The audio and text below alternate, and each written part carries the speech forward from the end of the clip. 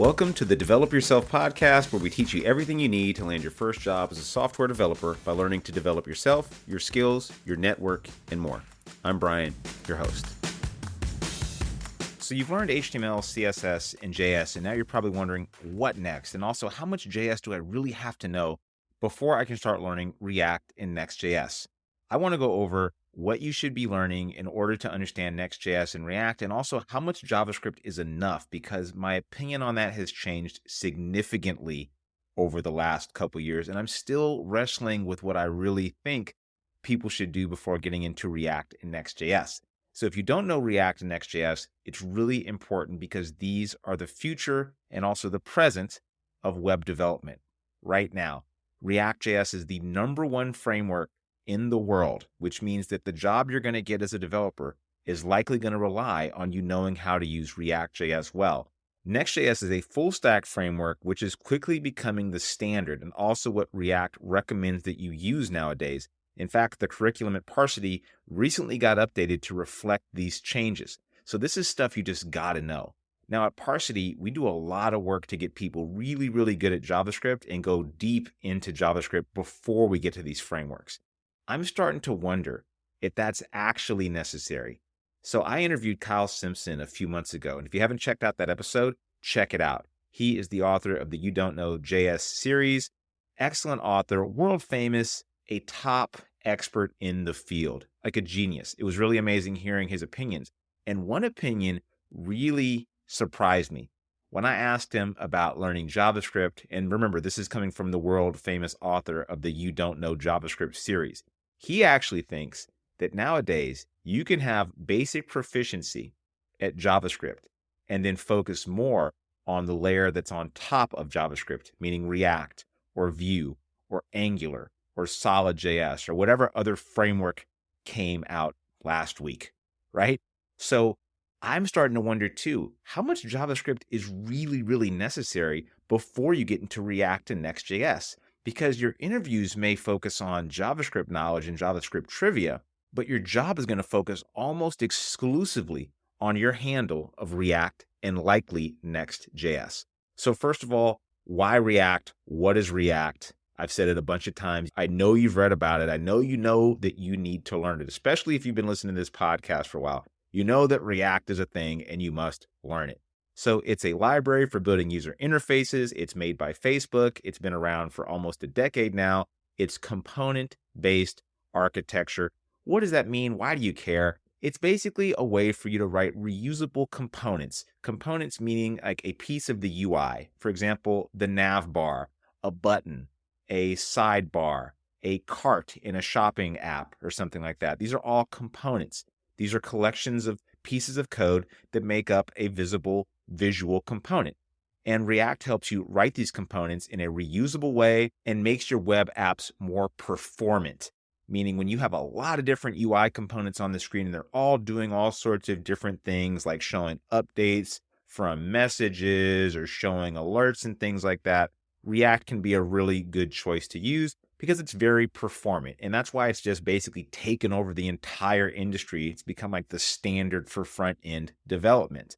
And it's one of those things that you can learn all sorts of places. There's some really good tutorials out there. I've heard nothing but good things about Scrimba, and I've also seen Codecademy's work on it. I think they do a great job too. I also think you can just go to react.dev and then check out the documentation there and just get your hands dirty in their playground right there. At Parsity, we go pretty far with it. We build full stack apps with React. But if you're just looking to get a little bit of familiarity with it, just go to one of the sites I just mentioned.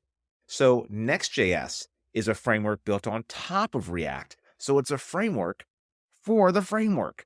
And it offers you things like server-side rendering, optimized routing, and all these fancy acronyms I could go off on. But what it really means is React is a library, meaning it needs a place that it can live. So you have a few options. You have Create React App, which you shouldn't be using anymore. Why? Because the React team decided, hey, use Next.js. This is a full stack framework, meaning you can do things like have routing, meaning you can have multiple pages within there out of the box. You can put backend logic in there. You can have it server-side rendered, which means it's rendered on a server rather than in the browser. Why do you maybe care about that? Let's say you have a site that requires a lot of SEO benefit. SEO is search engine optimization. Really briefly, what that means is how searchable and indexable is your website. So Google will have a little bot going crawling on the websites out there, right? Crawling all over the place and seeing what is on this website, what's the content of the page, so I can index it, make it retrievable. So when you're looking up for, cats in the Houston area or burritos in the Los Angeles area, it'll find the websites that have the content that matches that search criteria. And then we'll have all sorts of other ways to rank the page. Now imagine this. A server-side rendered page comes to the browser fully rendered. So it sends you a big blob of code that's the entire site, that page fully generated. So when you go there, there's no spinners and no loaders. It just shows immediately when the bot goes to that page and it's crawling around looking for what's on the page. It says, oh, I see what's on the page. It's immediately available and I can index that information and see all the information about burritos and cats and tacos or whatever, right? Now, the other way of doing this, which we had traditionally done in web development, is called client-side rendering. And we had single-page applications using Create React App, which would do that. Now, client-side rendered applications aren't inherently bad, but the problem is when that little bot is crawling on your page and it's client-side rendered, that means that the page is getting some information when it first loads, but then it's asking the browser to load the rest, usually by fetching more data from a server and then continuing to build out the page. So you get something like a loader that's telling you, hey, the page is loading. Now, if this page is loading for a while, guess what that bot's going to do? It's going to say, you know what? I'm out of here. I'm not dealing with none of this nonsense. I'm heading out of town, right? So along comes Next.js, saves the day. Big companies are using it. I was working at a Fortune 500 company recently, and we were starting to adopt it. Gap is adopting it. Major companies are adopting it. It is the future. You will use it. So you might as well get pretty good at it. So this leads us to, what is the essential JavaScript that you need to know? These frameworks are already complicated. And I'm not just saying that as hyperbole or like this is just a normal thing. This is a big departure from what happened in recent years. For a long time, we were just using Create React App, and it was okay. It had a lot of stuff. It was big and bloated and a little bit ugly, but it got you ready to use React really quickly out of the box and make websites really quickly. It was great. It was a really cool thing the team put together for developers like you and I to use. But now we've run into other problems. We've said, you know what? What about server-side rendering and SEO capability? And what if we want to do like server-side stuff? What if we want to make a fetch call to a database? Maybe we want to do some sort of file uploads or things with images. There's a lot more capabilities which people just expect now on the web. And here comes Next.js to the rescue to say, we know what, we'll give you all that stuff out of the box. And now it's being widely adopted, and it's so widely adopted that React even officially says you should be using it. So guess what? You should be using it. As a little side note, I wrote on LinkedIn that Create React App is dead, and people got so upset and gave me a bunch of hateful comments. And I stand by that phrase, and I'm only more right. A broken clock is right twice a day. So maybe that's the 2 times of the year that I'll be correct about something. Anyway, so how much JavaScript do you really need to know now? I'll be honest, it's not as much as I used to think. If you asked me a few years ago, I would have said like prototypal inheritance, closure, DOM manipulation, browser APIs, other stuff that might be more advanced or conceptual. I don't know if you need to know that anymore. I really don't. Let me rephrase that. I don't think you need to know that to learn React right now. I think you do need to know that to be a really good JavaScript developer and also to just get some basic programming knowledge via JavaScript. I don't think you need to know it though if you want to be a hireable React developer. So if that's your goal, then here's what you should probably learn.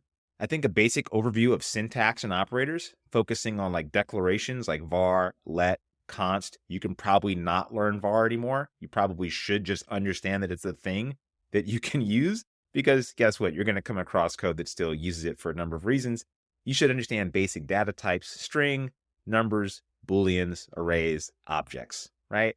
Some of the key JavaScript features for React: functions, understanding how to create a function, event handling, Arrays and objects, like I just mentioned, so manipulating lists of data and object properties, that's crucial for managing state and also for the data that you're going to receive from an API, which is going to come back in the form of JSON, which is basically an array full of objects. Next is understanding conditionals like if else, logical operators.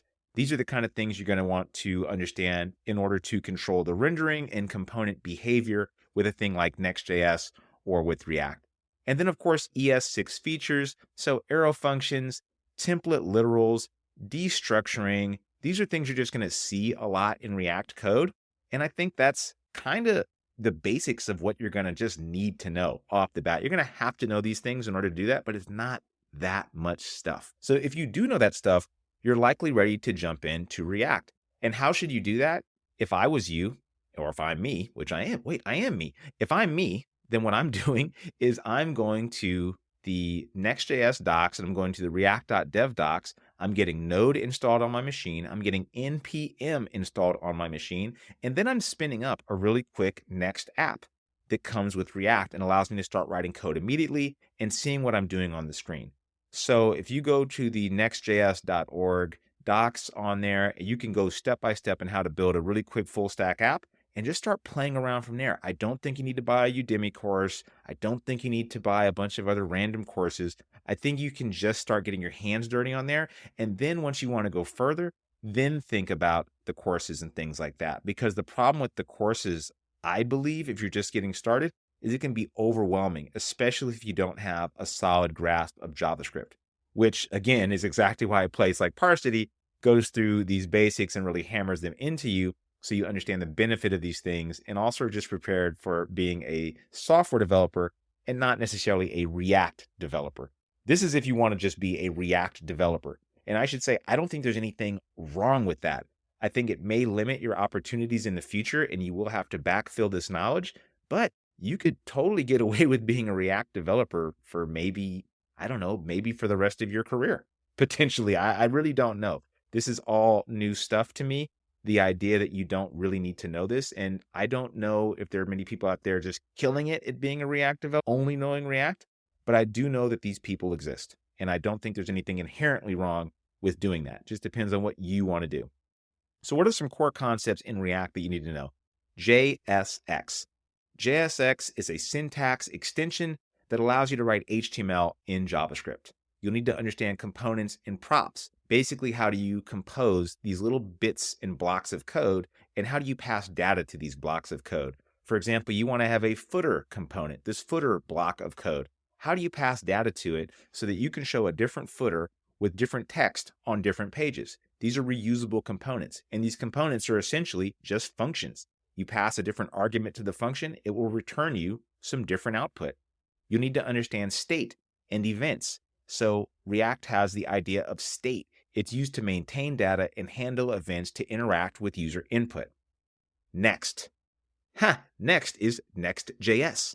All the information is in the documents at nextjs.org. You can use Create Next App, which is the preferred way of doing it. I love using Theo Brown, who is an excellent YouTuber. If you're listening, Theo, I want to get you on this podcast. And if you know Theo, tell him to hit me up. So we got to get him on here so he can trash me and tell me all the things I'm doing wrong by not using TypeScript. I think he has an excellent channel. I don't always agree with everything he says, but he has some amazing tutorials on using Next, and he also just has some cool insight. The Blue Collar Coder is another person that I really like. He's also a person we're trying to get on the podcast. If you know him, reach out and tell him that, hey, we think you're amazing and would love to get your insight, opinions, and general knowledge about coding and JavaScript, React, and Next.js in general. Anyway, both these two dudes and me and everybody is using Create Next App. You should be using it too. It's going to quickly help you scaffold an app and get started immediately. Next.js has pages and routing. So they handle pages as React components, and they support file-based routing. That's a lot of words. So what is this? What is file-based routing? It means that the naming convention that you use for your files in your app will tell the browser which route to serve that file. For example, if you have an e-commerce app, I love using e-commerce apps because they are something we all can kind of relate to and understand. You may have a shop page. So you go to, www.com, your shop/shop, and a page will be rendered there. And the way that Next.js knows which page to render there is because it looks for like a folder with the name shop, and then it looks for a file called page.js or index.js, depending on which version of Next you're using. This is pretty intuitive in many ways. Your folders will inform the URL structure. So if you want to have a www.com your shop /pets, you'd have a pets folder. And under the pets folder, you'd have an index.js file or a page.js file, depending on which version of Next you're using. So it makes it really easy to create a multi-page web app really, really quickly out of the box. So now that you know a little bit about how to scaffold an app in Next.js, a little bit about some of the docs and stuff you should be doing to understand React, you can just go out there and start building something really simple and janky. I would add that in order to improve your knowledge and to extend this kind of stuff, add an API in there. Go look up an API. In fact, I have some information in the show notes at the Ultimate JS Guide, which are going to show you how to use an API and walk you through the basics of using that. And it's not within React, but the same rules apply. This is enough to get you barely started with this stuff. But if you want to take it further, I totally suggest following some of those YouTubers I mentioned. Check out my Ultimate JS Guide below. Look at the official documentation on those sites. And there's plenty of tutorials out there. My main advice to you is build something until you get stuck, then go searching for tutorials which fill in those pieces of information for you, so you're not doing the shotgun approach of learning a ton of things at once and getting really confused and overwhelmed. So that was a lot of information to pack in a single episode, but I do think you should be considering how much JavaScript do you really need to know nowadays in order to be dangerous with tools like Next.js and React? I'm still undecided, right? So the jury is still out.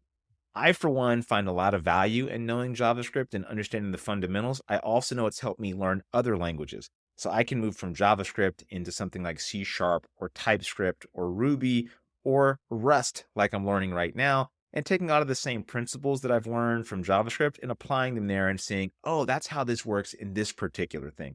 If you only learn React, I think that could make you hireable. In fact, I know it can. I've met developers that are essentially hireable just knowing React. I've also met people that don't know basic JavaScript that get hired and then find a really hard time getting out of that role or finding roles once they end their employment somewhere. So, I don't know. I don't know what the future will hold for us. I do know that if you're going to learn anything this year, it should be Next.js and it should be React. Hope that's helpful. Grab some stuff in the show notes. See you around. That'll do it for today's episode of the Develop Yourself podcast. To learn more about becoming a software engineer with us, then check out Parsity.io. If you're not quite ready for that, then jump into our Dev30.xyz program, which is 30 days of working on your mindset, habits, and JavaScript skills. Totally worth it. See you next week.